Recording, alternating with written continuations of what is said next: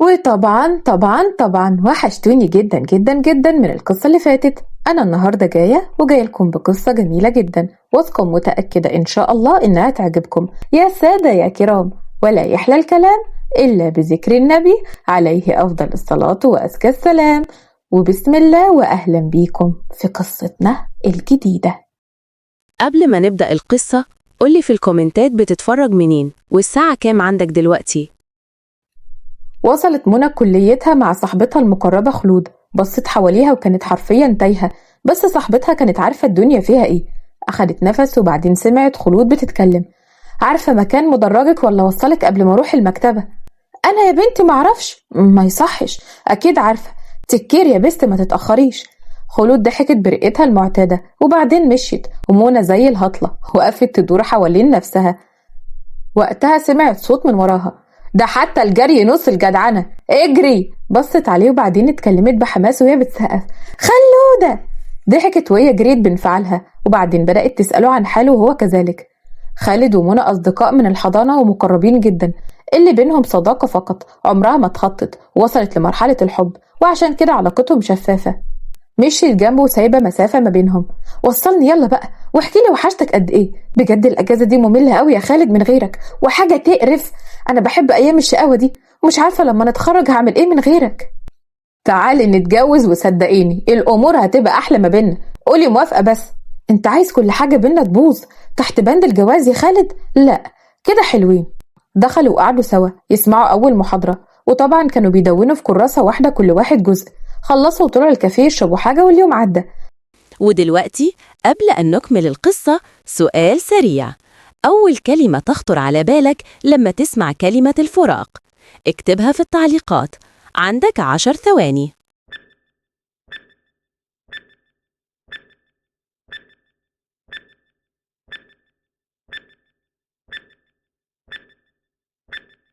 آخر النهار جت خلود ليها: منى يلا. خالد لفت انتباهه خلود واتصدم من جمالها وخلته مش قادر ينزل عينه من عليها. اوكي يلا يا خالد، هروح دلوقتي. عايز حاجة؟ خالد انت يا ابني. سلامتك. مش تعرفينا؟ دي خلود صاحبتي اللي هتمشي معايا السنة دي، وده خالد اللي حكيت ليكي عنه. اهلا وسهلا يا خالد. منى مفيش على لسانها غيرك، دي بتعزك قوي. تسلمي. اتشرفت بمعرفتك يا خلود. اكيد الشرف ليا. منى شاورت لخالد اللي ما كانش مركز معاها وكل تركيزه على خلود، وهي ضحكت وروحت. وبالليل خالد رن عليها: فينك يا ابني؟ اهو. بقولك عايز كده منك خدمة صغيرة قد كده اهو. رقبتي يابا. رقم خلود صاحبتك. بجد انا من ساعة ما شفتها وانا مش قادر اطلعها من دماغي. هقول لها الاول. قفلت مع خالد وبحماس كلمت خلود، اللي كان فعلا خالد لفت انتباهها فوافقت تكلمه.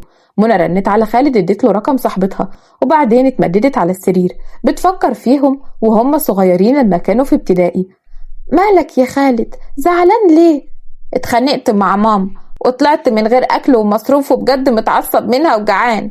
طلعت سندوتشها وقسمته نصين واديت له نص واخدت النص التاني. ولا تزعل نفسك يا باشا، انا معايا والوقت ننزل نشتري سوا. انا بحبك قوي يا منى. وفي يوم تاني جت تفتح شنطتها تطلع السندوتش تاكله ما لقيتهوش. دورت على الفلوس ما لقيتهاش هي كمان. اتفتحت في العياط بزعل. خالد دخل الفصل وجري عليها بقلق: مالك يا منى؟ مين زعلك؟ انا اتسرقت يا خالد، معيش فلوس ولا سندوتشاتي، انا جعانه ومش بعرف اقعد جعانه ابدا. خالد زعل جدا وبعدين حاول يهديها: ما تزعليش، انا هديكي من سندوتشاتي والفلوس ونعتبر اتسرقنا بالنص. لا انا مش عايزه، احنا مش صحاب لآخر العمر يا خالد. منى نامت بعد تفكير كبير في الذكريات، في حين خالد كان عمال بيرغي مع خلود لساعات طويلة. اتعرفوا على بعض والكلام أخد بعضه لحد بعد الفجر. تاني يوم الصبح منى رنت على خلود كذا مرة بس ما ردتش، ورنت على خالد اللي رد بنوم: ايوه يا منمن، انت نايم؟ مش هتنزل الجامعة ولا ايه؟ لا انا مش قادر، سهرت انا وخلود ومش هننزل النهاردة. انزل انت. طيب تمام. نزلت الجامعة لوحدها وقضت يومها، بعدين رجعت وهي زعلانة بس بتقول جواها حلاوة البدايات. اتغدت مع مامتها وباباها وبعدين طلعت أوضتها تذاكر. رنت على خالد اللي كان مشغول. جواها كان زعلان ومخنوق، وبعدين قعدت تفتكر في ذكريات إعدادية. في يوم كانت بتجري في المدرسة وفجأة وقعت ودراعها اتكسر. كانت بتبص للسبورة بزعل وبعدين وطت وشها وعيطت. خالد شافها وقام قاعد جنبها بشوية. مالك بتعيطي ليه؟ مفيش، روح اقعد مكانك. لا في. ما ردتش عليه وبص للكراسة واتكلم باستغراب. مش بتكتبي ليه؟ بصيت له بعتاب وما ردتش عليه. فكر شوية وبعدين ضرب جبهته. انتي بتكتبي بالشمال افتكرت. انا اسف يا منمن وعشان كده ما عملتيش الواجب. حطت ايديها على بقها واتفتحت في العياط، وهو حاول يهديها ويصالحها، وبعدين بقى بيكتب لها قبل نفسه ويحل لها الواجب بتاعها ويذاكر لها. كان فعلا ظهر وسند ليها طول عمرها. فاقت على صوت رسالة، فتحت لقت واحدة صاحبتها بتطلب منها حاجة. اتنهدت ورجعت ترن على خالد. ايوه يا منمن، عملت ايه؟ هعمل ايه يعني؟ مش عادتك ما تكلمنيش. انا كنت بكلم خلود. بقولك صحيح، هي قلقانة علشان ما نزلتش، ما تبعت لها المحاضرات ينوبك ثواب. وهي من امتى بتحضر؟ ده هي في المكتبة بتحضر في مدرجات مع صحابها التانيين. ايه الحقد ده يا بنت؟ ما براحتها. حقد؟ حقد يا خالد؟ هو اخد باله من اللي قاله وزعل جدا من نفسه. لسه هيتكلم، منى قفلت في وشه واتفتحت في العياط. تاني يوم ما رنتش على حد وراحت الجامعة. كانت قاعدة في الكافيه، لقت خالد جايب عربيته وخلود نزلت معاه. اتنهدت بصدمة ولمت حاجتها ومشيت، وخلود جريت تنادي عليها. منى، منى استني. نعم. ما رنتيش عليا ليه؟ رنيت امبارح وما ردتيش، ولا رنيتي تاني. المهم هتأخر على المحاضرة، عايزة حاجة؟ خالد وقتها اتنرفز منها انها ما بصتلوش حتى، واتكلم بحدة. وكمان انت اللي مقموصة؟ تجاهلته وكانت هتمشي. خلاص يا ستي انا اسف، وانا اللي حقود وما عنديش دم كمان. منى راحت قعدت في مكانها واستنت لحد ما الدكتور دخل. خالد ما حضرش، ودي مش عادته، وبدأ إهماله ليها ولمحاضراته. عدى شهر كامل ما شافتش خالد غير مرتين. هي كملت في حياتها عادي، بالنهار في الجامعة وبالليل بتعيط. ما كانتش حابة تخسر صديقها الوحيد. وفي يوم كانت واقفة مع عمر زميلها بتهزر وهي بتشرح له حاجة. خالد جه مع خلود، ولما لقاها واقفة مع واحد كان عاوز يروح لها، بس فكر إن بقاله فترة طويلة مطنشها، هيجي دلوقتي ويتدخل. عينك فيها حزن. بس يا عمر وركز، بتكلم بجد. مش كنت انت وخالد أصدقاء؟ ايه اللي حصل؟ صاحبتي خدته مني. هتركز ولا امشي؟ طب ما تيجي اخدك منه. منى بصت له شويه وبعدين اتفتحت في الضحك، وهو كمان ضحك. قولي لا متشكره. احسن، انا اصلا مرتبط. تحب احكي لك عنها؟ الحماس اخدهم وقعدوا يحكوا سوا، ونسيت المحاضره اصلا. وشويه وخالد وقف قدامها. ازيك يا منى؟ الحمد لله. وراكي محاضره، شكلك نسيتي. بصت للساعه وبعدين لعمر واتكلمت بحده. منك لله، اعمل ايه دلوقتي؟ ادعي عليك. انا بكلمك يا منى. مش مشكله يا خالد، هقعد مع عمر لحد ما يجي ميعاد التانية. ممكن نتكلم؟ قامت وراحت معاه في جنب. عمر احول بعينه وهي ضحكت وبعدين بصت له. في حاجه يا خالد؟ مش حاسه ان انتي بعدتي قوي؟ كل ده عشان ارتبطت بصاحبتك؟ في ايه يا منى؟ هي اتنرفزت جدا وبعدين قررت تفكره باللي عمله معاها تاني يوم. شافته ولسه هتطبطب عليه بس هو بعيد عنها. استني يا منى، خلود اتضايقت لما كنت بطبطب عليك امبارح، فبلاش. خلود؟ انت بتتكلم بجد؟ هتخسرني عشانها يعني؟ مش هخسرك، بس هي حبيبتي، افهميني. اولع انت وهي. هو انت مفكرني عبد عندك تقولي خليكي وقت ما تعوز والوقت التاني بعدي؟ انت تعبان في دماغك ولا ايه؟ منى، انا مفكرك هتفهميني. توكسيك. وبعدت عنه وجت تمشي، وقف قصادها. انا اسف، الحبيبه تتعوض، انت لا. قوليلي بس ايه اللي يرضيكي. هي ما كانتش فاهمه تصرفات خالد بس طنشت. رجعت معاه كويسه الى حد ما، ورجعت تتقابل مع خلود. فكرت انها ما ترضاش كده على حبيبها، وكمان مش عايزه تبقى وحشه وغيوره وحقوده. خالد حاول ما يخسرش صديقته ولا البنت اللي بيحبها. وفي يوم كان قاعد مع خلود، لقى منى طالعه. ها يا شباب، اقعدي هوصلك النهارده. لا عمر هيوصلني، جيت اسلم بس. ايه عمر ده؟ انت كمان سيبك منه وتعالي. ما تسيبها براحتها يا خالد، هي اصلا لايقه على عمر. عمر جه وسمع جمله خلود وبعدين اتكلم بهزار. والله طلبت ايديها بسبب ان انا حاسس نفس الاحساس. طلب ايدك يا منى؟ منى ضحكت وما ردتش على خالد اللي وقف. هي مش هتروح معاك. في ايه يا خالد؟ شيء ما يخصكش انت، لو سمحت بعد عنها. الاتنين بصوا لبعض بتحدي، وبعدين منى اتكلمت بزعيق. انتوا الاتنين فرجتوا الناس علينا. في ايه يا خالد؟ الله، صديقك ولا حبيبك؟ ولو حبيبها ده يشغلك في حاجه، حبيبها وابعد عنها. خلود وقفت وبعدين اتكلمت بعدائيه مع خالد. مالكش دعوه بيها يا خالد، سيبها تروح معاه. خالد كان مصمم على موقفه، وهي ما كانتش عارفه تعمل ايه. خافت على زعل خالد، وفي نفس الوقت ما كانتش عايزه تزعل عمر. بكفايه هو جنبها في كل الاوقات. خالد زق عمر وبعدين مشي هو ومنى. وقتها عمر اتكلم بغيظ مصطنع. انا عارف انك بتحبها بس مش هسيبها. عمر كان من الناس اللي واخده بالها من علاقه خالد ومنى، وبعدين كان مستني فقرة ارتباطهم أو يتخطبوا أو أي حاجة، بس استغرب إن خالد حب واحدة تانية، ولما قرب منها اكتشف إن هي فعلا بتحب خالد، بس مش بتحب تبين عشان ما تخسرش صداقتها معاه. هي بتحاول تتجنب خالد عشان ما تظهرش من تصرفاتها إن في غيرة أو غيره، وبدليل إنها بالليل لما بتكلمه بتكون أحيانا معيطة. في حين خالد كان بيسوق العربية بسرعة كبيرة، وبعدين وصل قدام بيتها واتكلم بنرفزة: اتفضلي انزلي. والله ده اللي عندك؟ وانزلي بقى عشان انا على اخري منك. اشمعنى يعني؟ لا ما انا لازم افهم في ايه. تفهمي ايه؟ عملت كده ليه مع عمر؟ قلبك عليه قوي؟ هو انتوا ارتبطتوا بجد؟ اظن مش هيفرق بالنسبة لك. لا اكيد هتفرق، احنا مش اصدقاء ولا ايه؟ اصدقاء؟ غريبة الكلمة دي قوي، بس حتى لو اصدقاء انا ما اتدخلتش في علاقتك مع خلود عشان تتدخل في علاقتي مع عمر.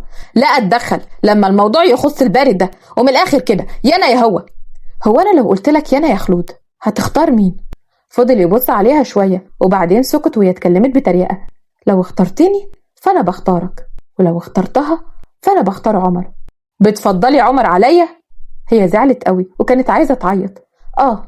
زي ما انت بتفضلها عليا، بس انا مش بفضلها عليك.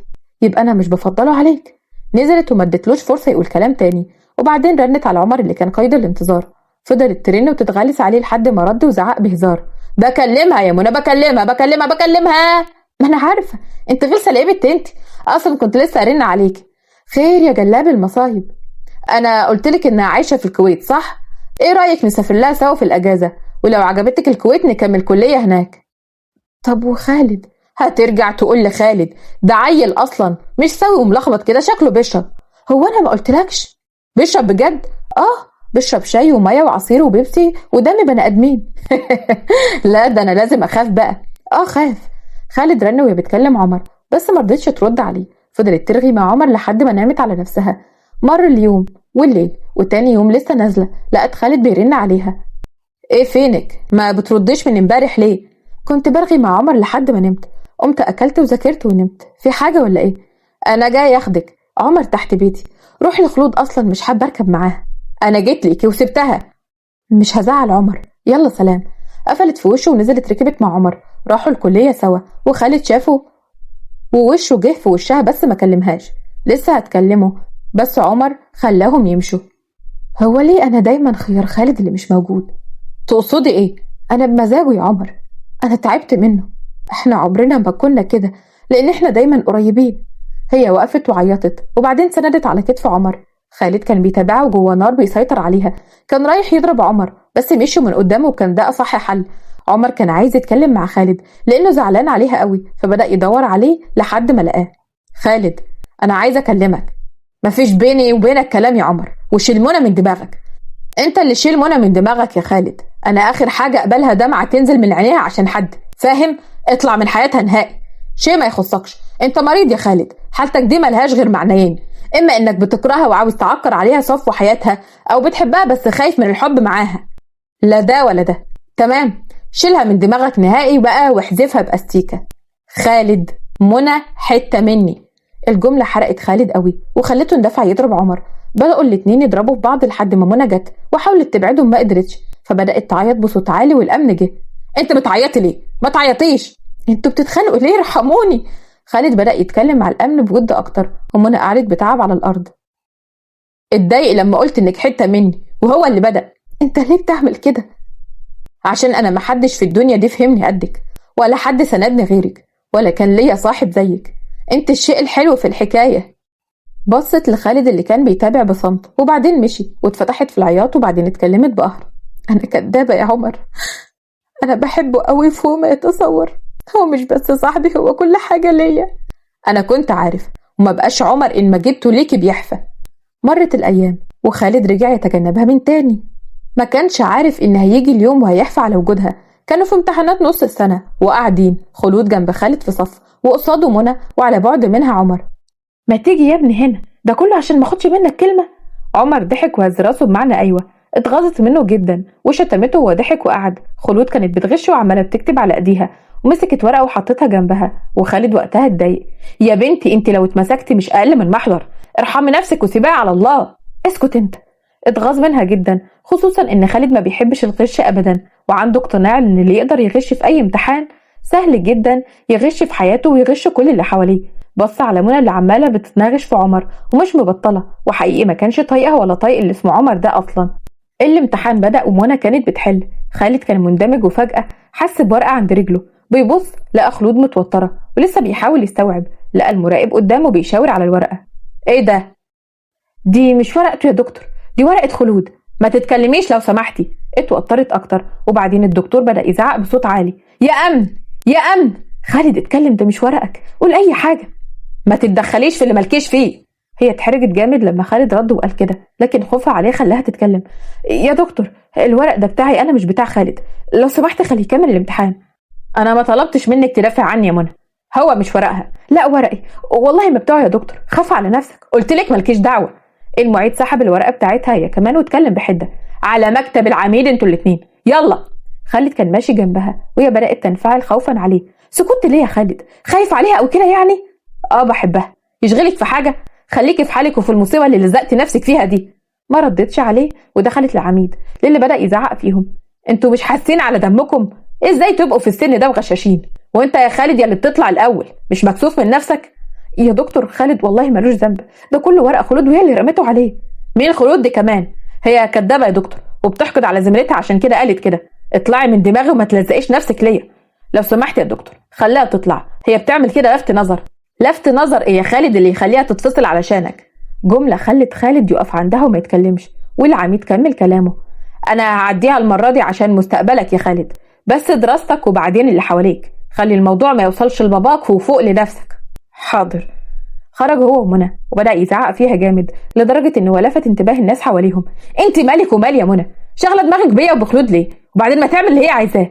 صدق بالله انا ما اتربيتش. ما اتربطيش. ضربته بالقلم وظهر الانفعال عليها. هو ما كانش مصدق ابدا عملتها دي، من غيظه منها كان عاوز يولع فيها. بس على اي حال دي منى، والله العظيم لو انت مش منى لكنت كسرت ليكي ايدك اللي فرحانه بيها دي. ما تقدرش. وتصدق بالله انت ما تستاهل الواحد يزعل عليك لحظه. انا بحقد يا خالد ومش اول مره تقولها، بس تعرف الغلط مش عليك، الغلط عليا عشان زعلت على واحد زيك وضيعتي نفسي مع واحد كنت مفكراه راجل. مسك ايديها وضغط عليها وهي كانت بتصرخ. عمر جه وحاول يبعد ايد خالد عنها وهي كمان، بس خالد مرضاش يسيبها لحد ما خالد جاب اخره وضرب عمر في وشه. اخدها ومشي وعمال بيزعق لها. الناقصه الحيوان ده كمان جبتيه منين ده؟ ماشيين بنلم الزباله صح؟ على فكره هو احسن منك، انت صديقي من سنين، بس قدر يوصل للي انت ما وصلتلوش. وهو ايه بقى اللي انا ما وصلتلوش؟ قلبي. ما تلم لسانك يا ابله انت، قلبي مين؟ احنا هنستهبل؟ تمام بلاش قلبي، على الاقل مطمنه من ناحيته وبحس جواه معزه ليا. بيخاف عليا يا خالد، بيديني اللي انا بديهولك بدون مقابل. عايزه من الاخر؟ قول. انا بخاف منك يا منى قوي، خايف احبك، لان لو حبيتك كل الحلو اللي ما بيننا هيروح في جواز وقرف. مش انت بتحب الانسه؟ خلود من دي كمان، دي طلعت عرسه. هي ضحكت غصب عنها وبعدين كمل كلامه. ابعدي عن طريقي. يعني هتهدف حلاوه السنين اللي فاتت وصداقتنا العميقه وكل ده عشان خايف؟ خالد احنا خلاص قربنا نخسر بعض وانا بشيل منك كتير. هو ده اسلوبي، والمفروض انك مش لسه هتتعرفي عليا. لا هتعرف عليك يا خالد، عشان انت عمرك ما جرحتني ولا حرجتني ولا سبت جوايا اثر وحش منك، وعشان تعرف انا مش عايزه اكرهك. عشان كده هسافر. هو اتصدم وما كانش مستوعب الكلمه عشان يستوعب معناها. تسافري؟ ازاي؟ عمر مسافر الكويت عند حد من قرايبه وانا هسافر معاه. بتحبيه؟ هي معرفتش ترد على الكلمه، وبجد حست ان خالد غبي شبه الطفل دبش وخلاص، مع ان المفروض هو اللي يصلح ويفوت لها، بس طلع العكس. واخدت نفس عميق. وحتى لو حب ما يخلينيش اروح معاه يا خالد، بس يعتبر مصلحه على خسارتك. خسرتيني؟ يا خالد، من ساعه ما شفتني حقوده وانا خلاص. على كل حال هانت، بعد الامتحانات هسافر. اهلك موافقين؟ عمر اقنعهم وبكره هبدأ في عمل الجواز. لما ما ردش سابته ومشيت. منى. نعم. ما تسافريش. سابته ومشيت، وبعدين رنت على عمر اللي جالها. ضحكت لما لقت علامة في وشه مكان خبطة خالد، وبعدين بدأوا يتمشوا في الجامعة وقفوا في مكان. عمر أنا موافقة، هسافر الكويت معاك. هتشوفي تاج؟ هشوف تاج وهشاركك يا صديقي فرحتك كلها. كانوا متحمسين جدا، وبدأ عمر يحكي لها عن الكويت وقد ايه هي جميلة، وهي كمان اتحمست انها تشوفها وتشوف تاج. اكتر حاجة لان عمر بيحبها جدا، وده بيبقى باين من حماسه وصوته لما بيتكلم عنها. في حين خالد ما كانش طايق نفسه وعمال بيدور على اللي اسمها خلود دي لحد ما لقاها قاعده متوتره وعماله بتترعش. انت يا متخلفه يا بنتي، مريضه انت، ما بتحسيش؟ خالد انا ما كانش قصدي ومن التوتر رميته، انا اسفه. اسفه؟ اعمل ايه باسفك؟ مش فاهم. خليتيني احرج صديقتي قدام الناس وشكلي بقى زباله؟ انت مريضه والقرب منك كان اكبر غلطه في حياتي. هي منى من دماغك ولا ايه؟ على العموم ده المتوقع منها اصلا، غلاويه وحقوده وقلبها اسود من ناحيتي. صحيح الغيره بتعمل اكتر من كده. ربنا يشفي. ربنا يشفيك انت يا تعبانه. اخرس يا خالد. رفعت ايديها وكانت هتضربه بالقلم، بس مسك ايديها وفعليا ضربها هو. كان مصدوم من نفسه ومن الصدمه سابها ومشي. بدأ يدور على منى لحد ما لقاها بتضحك وبترجع لورا، وكانت هتخبط فيه بس خدت بالها. اسفه. ايه ده خالد؟ تعالي عايزه اتكلم معاكي شويه. بصت لعمر وده نرفز خالد فسابها ومشي وراحت تنادي عليه. استنى يا ابني، انا بنادي عليك، مالك؟ عماله تبصيله وبتاخدي الاذن منه يا منى؟ روحي خليه ينفعك. ما اقصدش يا خالد، وبعدين ما انت لسه معلم على وشه. اهدى شويه، الواد مش حملك ولا انا حمل عصبيتك دي. انا ضربت خلود بالقلم. ايه؟ انت بتهزر يا خالد؟ ازاي تعمل كده؟ رفعت ايديها وكانت هتضربني. كان رد فعل طبيعي، وبجد انا متضايق بس هي اللي قليلة الادب. مش عارفه ليه كانت شمتانه جدا، فقعدت تتكلم بطريقه. واين الحب واللفلفه والاوفر ويا منى يا حقوده؟ يا ريتك حقوده بس، ده انت حقوده وشماته كمان. المره دي ما انفعلتش وضحكت، هو كمان ضحك. على فكره انا راجل قوي، بتضرب منك وبس. ضحكت بصوت عالي وبعدين قعدوا يرغوا ويهزروا. رجعوا زي الاول وبعدين قالت له انها تروح تعمل حاجه وفعلا راحت، بس خلود قابلتها واتكلمت بزعيق. وقعتي ما بيننا وارتحتي يا منى؟ كرهتي فيا يا حقوده يا منار. شش، ما تروشنيش. مش نجحتي هتفرق في ايه بقى؟ امتى هتبطلي غيره وغل مني؟ ها؟ امتى هتبطلي توصلي كلام مش عليا يا منى؟ هي حست ان خلود كانت بتسعى تشوه منظرها وشخصيتها قدام زمايلهم، فردت عليها بانفعال. ده شغلك انت، عشان الكل يشهد ان احنا كنا صحاب قبل ما تيجي وتبعديه عني يا غشاشه يا وقاعه. الورق اللي اترمى على خالد كان بتاع مين؟ بتاعي، وانت النخوه اكلتك وقلت الفت انتباهه واعمل منظر وابين ان انا مضحيه. مش احسن مرمي نفسي في النار؟ بس اهو ايه اللي اخدتيه. خالد كان طالع بظروفها واسمعهم. انت هتقرفي نفسك ليه؟ يلا. مشيت مع خالد وبعدين راحت تجيب الكتاب اللي عايزاه. تصدق ان انت قلاب قوي؟ انا مش قلاب على قد ما انا قرفت. انا ما بحبش لا الغش ولا الغشاشين. فجيت لي البديل اللي هو انا، صح؟ لا يا منى، على كل حال مش مشكله، عارفه ومزاجي. استنى، اوعى تكون بتعمل كده عشان ما اسافرش. يو يا منى، انت محسساني يعني ان انت ما تعرفنيش؟ ولما قلت لي حقوده كنت تعرفني؟ وكالعاده اتخانقوا بعدين هي مشيت. عدت الايام في نقاش وصلح لحد ما في يوم استلمت الجواز والتأشيرة وكانت فرحانة جدا. ألف مبروك يا كتكوتة يا صغيرة. الله يبارك فيك يا عريس. 3 شهور بس وهرجع، صح؟ أيوة، ولو حبيتي قبلها أو بعدها رجعك. شوفي الدنيا وتاج، أهم حاجة تاج. يلا نروح، المفروض أجهز لآخر مادة. اللي ما بتتذاكرش. ضحكوا سوا وبعدين روحت. وعدى اليوم وجي تاني يوم. منى حماسها كان مخليها تستنى بالعافية بعد الامتحان عشان تعرف خالد اللي كان بيراجع بانتباه. في حين منى اتكلمت. واد يا عمر، دي آخر مادة، تعالى هنا. لا ما يصحش يا بنتي، من غشنا فليس منا. كانوا بيهزروا. خالد رفع وشه وما كانش طايقها ولا طايقه وبعدين اتكلم بحدة. منى راجعي، خلينا المراجعة عليك انت يا دحيح. بدأ الامتحان وخلصوا وبعدين طلعوا ورا بعض. منى وقفت مع خالد والحماس كان باين عليها جدا. عندي لك حتة خبر جامد. في ايه؟ فرحيني. كلمت باباكي في موضوعنا؟ موضوع ايه؟ هي فلتت منك للدرجة دي؟ قولي في ايه طيب؟ امبارح طلعت التأشيرة وهسافر بكرة بإذن الله. هتسافري فين؟ الكويت مع عمر. انت نسيت ولا ايه؟ تسافري؟ لا مفيش سفر يا منى، مش هتسافري. هسافر يا خالد، خلاص كل حاجة خلصت. لا يا منى، انت مش هتروحي نهائي، وبالذات مع اللي اسمه عمر ده. عايزة تروحي آخر الدنيا اوديكي، بس معايا مش معاه. خالد انت بجد مش طبيعي. لو دي صداقة فأنا مش على كيفك ومش لآخر العمر معاك، ولو ده حب فأنت أناني. مش حب. تمام هسافر وملكش تقولي تلت 3 كام. كانت ماشية فرجع يتكلم. منى ما تسافريش، هو حب وانا اناني، بس والله انا اناني فيكي. خلصت يا خالد، خلصت. تاني يوم راح لها البيت. عرف من اهلها انها راحت المطار. ما فكرش مرتين قبل ما يروح لها. كان بيسوق بسرعة لحد ما وصل ودخل يدور عليها. لها قاعدة مع عمر في الاستراحة. منى، عايز ايه يا خالد؟ قلتلك ما تسافريش، ما عادش بمزاجك. انا مش بمزاجك يا خالد. هو السبب؟ هو جالي في وقت انا ما كانش حد حواليا. انت بعتيني علشان واحدة. ما تستناش مني اشتريك قصاد اي حد. كرهتيني؟ لا، مش بشيل من اي حد، وانت عارف كده كويس. سمعوا نداء عشان طيارة الكويت. الظاهر ماليش الحق اقولك اقعدي، بس انا هستناكي. ربنا يسهل. مشيت وفضل يبص وراها لحد ما اختفت. رجع بيته. عدت الايام عليه ببطء، وسمع في مره مقطع بيقوله فيه: اذا اردت شيئا بشده فاطلق سراحه، فان عاد اليك فهو ملك لك، وان لم يعد فهو لم يكن لك من البدايه. منى سابته، لفته، في الاخر رجع وقف في نفس المكان يقول لها ان هو عايزها. ده معناه ان هو ليها، والوقت هي بعدت وهو عايش ومتاكد انها ترجع له، لان منى ما تنفعش تكون لغيره. سافرت مع عمر، بس هو واثق ان مفيش ما بينهم حاجه. في حين منى اتعرفت على تاج، قريبة وحبيبة عمر، وكانت بجد بنوتة قمر قوي وطيبة جدا، وقلبها أبيض عكس عمر، هادية ومسالمة جدا. حست إنها فعلا محتاجة الهدنة دي. بعيدا عن كل حاجة، كانت بتفكر كتير في خالد، وفكرت في أكتر من مرة تبعتله بس تراجعت. وفي يوم كانت قاعدة مع عمر وسرحانة. بتفكر في إيه يا حلو أنت؟ في خالد يا عمر. يا ترى بيعمل إيه دلوقتي؟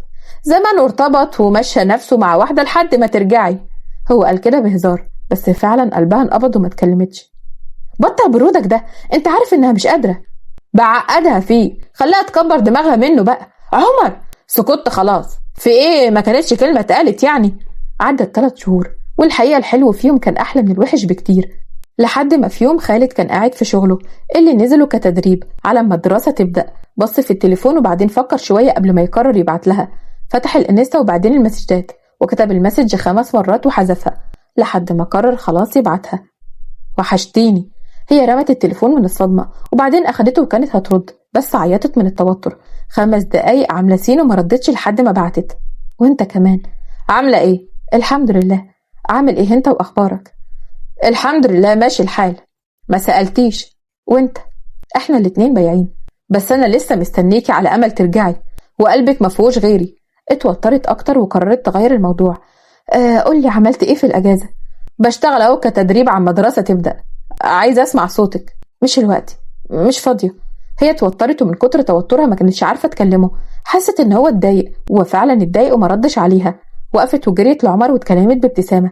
احجز لي، هنزل مصر، ما عدتش هقعد هنا. في ايه؟ بقولك احجز لي يلا بالله عليك بسرعة يا عمر، ما عدتش قادرة اقعد بجد.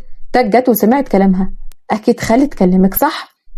هزت راسها، وعمر اتكلم بعناد. لا مش هحجز لك، مفيش نزول مصر. عمر ما تعاندش منى. خلاص هحجز لك، كنت بهزر. كده كده انا ناوي انزل مصر عشان اتكلم مع اهلي نعجل بالفرح. قشطه، يلا نمشي النهارده. ماشي، جهزي شنطتك. منى لسه هتمشي، تاج مسكت ايديها تمنعها وبعدين اتكلمت بزعل. هشوفك تاني؟ اكيد هاجي كتير كمان، وانت كده كده هتنزلي مصر. خلاص انت بقيتي صاحبتي اكتر من عمر. تاج فرحت قوي. بعدين منى جهزت شنطتها، وفعلا نزلت هي وعمر في طيارات بالليل. الساعه كانت 7 الصبح. وصلت القاهره، وبعدين عمر وصلها على بيت اهلها سلموا عليها وكانوا فرحانين بيها جدا. ادخلي ارتاحي شويه يا حبيبتي. لا، في مشوار هعمله الاول وبعدين هاجي ارتاح. خير؟ خالد. مامتها هزت راسها بتفهم، وبعدين منى غيرت وراحت بيته ودقت الجرس. مامته فتحت لها. منى حبيبتي، وحشتيني يا طنط قوي. حضنتها بسرعه وبعدين اتكلمت بحماس. خالد فين؟ في الشغل، لسه ماشي من نص ساعه. هو فين الشغل ده؟ مامته قالت لها العنوان وهي راحت ليه. كان واقف بيكلم زميل ليه. خالد. فضل شويه بيستوعب صوتها وبعدين لف. لسه مستنيني؟ تمام، وانا جيت لك بنفسي اهو. انا مش عارف اقولك ايه. انا بحبك. وانا بحبك. منى، تتجوزيني؟ هي اتصدمت وما كانتش مصدقه. وفعلا خالد خطبها على طول، وبعدين عمر وخالد اتصاحبوا وعاشوا كلهم مبسوطين. وخالد اتعلم ما يطنش قلبه ولا يفترض حاجه وحشه، وعاش مع منى في تبات ونبات بعيدا عن اي هواجس. وفي يوم منى وخالد كانوا قاعدين في بيتهم بعد الجواز بفتره. الجو كان هادي ومريح. منى ساندة راسها على كتف خالد وهو بيطبطب عليها بحنيه. فاكر يا خالد ايام ما كنا صحاب؟ اكيد فاكر، كانت ايام حلوه مليانه ضحك وهزار. حلوه. ساعات بحس ان انا ما كنتش فاهمه حاجات كتير، يعني مثلا لما كنا بنحضن بعض عادي، او لما كنت بمسك ايدك واحنا ماشيين، او حتى لما كنا بنتكلم في اي حاجه وفي اي وقت من غير اي قيود. خالد بعد راسه عنها بشويه وبصلها بقلق. ايه اللي مضايقك دلوقتي يا حبيبتي؟ ده فات عليه كتير قوي. مش عارفه، يمكن لما كبرت اكتر وقرأت في الدين اكتر ولما ربنا كرمنا واتجوزنا فهمت أكتر يعني إيه علاقة حلال وقدسيتها. حسيت إن إحنا كان ممكن نكون بنتجاوز حدود من غير ما نقصد، أو إن تصرفاتنا دي كانت ممكن تتفهم غلط من أي حد، أو حتى تأثر علينا إحنا شخصيا من غير ما نحس. إحنا كلنا يا منى بنتعلم، وأنا كمان. يمكن ما كنتش فاهم وقتها أبعاد كل تصرف، يمكن كنا بنتصرف بعفوية كبيرة، أو عشان ما فيش حد وجهنا صح وقتها. المهم دلوقتي إن إحنا اتعلمنا ووعينا للحاجات دي. بس أنا زعلانة من نفسي قوي إن أنا ما كنتش فاهمة ده بدري. يمكن لو كان حد نصحني وقتها وفهمني ما كنتش هحس الإحساس ده دلوقتي، أو يمكن كنت تفاديت مواقف كتير. غير إن أنا برضو كنت بتكلم مع أي ولد عادي، يعني مش على قد صداقتي أنا وبس، معاك أنت. فهمني؟ مفيش حد فينا بيتولد عارف كل حاجة، ودي طبيعة الحياة، إن إحنا بنغلط وبنتعلم. والمهم إن إحنا دلوقتي بنقدر نميز الصح من الغلط والحلال والحرام، وبنقدر نحمي بيتنا وحياتنا اللي ربنا باركها. اللي فات ده مش عشان نلوم نفسنا عليه، ده درس عشان نعرف قيمة اللي في إيدينا دلوقتي. يمكن عندك حق. المهم إن إحنا دلوقتي مع بعض وفاهمين أكتر، وإن شاء الله نربي ولادنا على كده. بالظبط كده، وكل حاجة بنتعلمها بتخلينا أقوى وأوعى.